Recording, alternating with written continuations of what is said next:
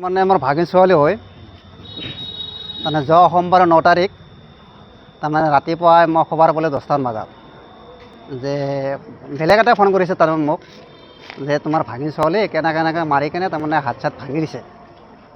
তাৰপিছত মই সেনেকৈ গুৰুত্ব দিয়া নাই আৰু তাৰমানে ভাগিন জোৱানে মাৰিছে, ভাগিন জোৱাকে শাহুৰিকে মাৰিছে, শহুৰে মাৰিছে, জোৱাকে মাৰিছে, তিনিটা লগ লাগি কেনে তাৰমানে মাৰিছে।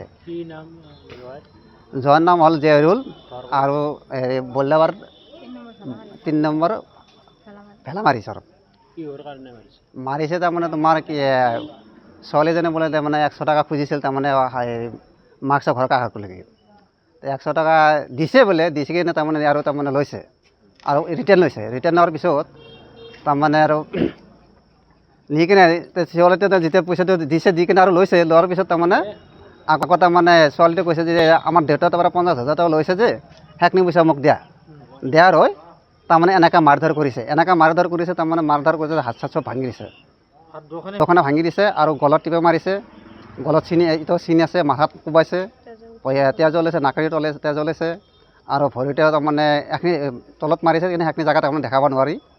এজাৰ থানাত দেখাল কৰিছোঁ আৰক্ষী এতিয়া তাৰমানে এতিয়া ল'ৰাটোক ধৰিছে, তাৰমানে আসামতে ধৰিছে, দুটা ধৰা নাই কিন্তু বাকী দুটা এতিয়া ধৰা নাই, ধৰিব বুলি কৈছে। তাৰমানে কেছটো কৰ্ফনো কৰা নাই, ৰেজিষ্টাৰ কৰা নাই বুলি কৈছে, তাৰমানে এতিয়া ৰেজিষ্টাৰ কৰে নে নকৰে আমি নাজানো। এতিয়া বাকীকেইটাক তাৰমানে দুটা ধৰিব লাগে আৰু চৰকাৰৰ ওচৰত এইটো কামনা জনাইছোঁ যে এইটো আমাৰ উচিত বিচাৰ লাগে, এই উচিত শিক্ষাটো দিব লাগে, তাৰমানে উচিত তদন্ত হ'ব লাগে, উচিত বিচাৰটো লাগে আমাক।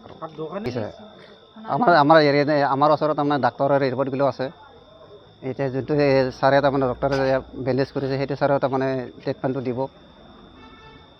তাৰ দেউতাই তাক কৈছে মাৰি হাতখন ভাঙি দিয়ক, ভৰিখন ভাঙি দিয়ক, তাই মাৰি মোক হাতখন ভাঙি দিছে। মই ধানৰ ওচৰত পলাইছিলোঁ, তাৰ পৰা যাই মাৰছি, গলা টিপি মাৰছি, তেজে ওলছি, নাকে মুখি দি, সোণাৰ একযোৰা ৰিং আছিল খুলি লৈছি, মালা আছিল খুলি লৈছি।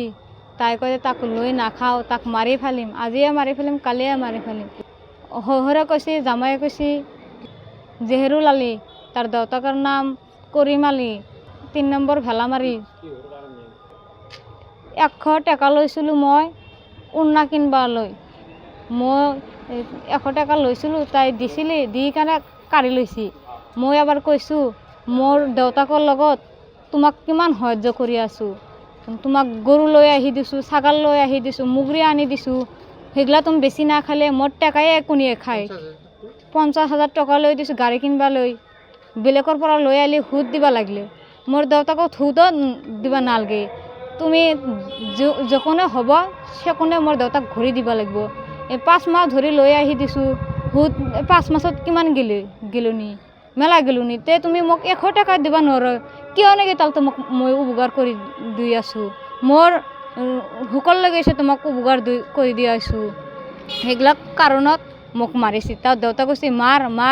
আৰু এটা মানুহ আছিল ৰূপচান নাম কৈ, কামাৰ কাম কৰে ৰূপচান, তাইও মোক খাৰা থেকে মাৰছি, পাতাৰৰ মাজত মাৰছি যে এটা বৌ মেলা মানুহ দেখি পেলাই, ঘৰৰ ৰাস্তা আছে পাথাৰৰ মাজদি মানুহ হাঁটি যায়, মেলা মানুহ দেখি পেলাই আগেবাৰ গেছি, আগন্তত পোৱা নাই, এটা বৌৰ মূৰত লাগছি। তাৰ দেউতা আবাৰ হুকুম দিছে মাৰ ময়ে আছোঁ। তার দেউতাই যখন হুকুম দিছে বেলেগে সাইড কাটছি, বেলেগে সাইড থেকে দেখছি মোর মারা দেখি বেলেগে কানছি, খালি মেলা কানছি।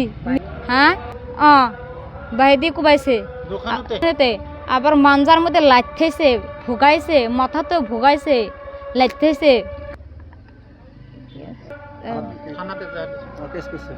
কেস করছো তার নামত, 3 জনের নামত করছো, বেশি জনের যে মই বেহুক হৈছিলোঁ, মোৰ অত ক'ব নোৱাৰোঁ, মই 3 জনেৰ নামতো কৈছোঁ, তাৰ 3টা মানুহৰ কথা কৈছোঁ, বেছি কোৱা নাই।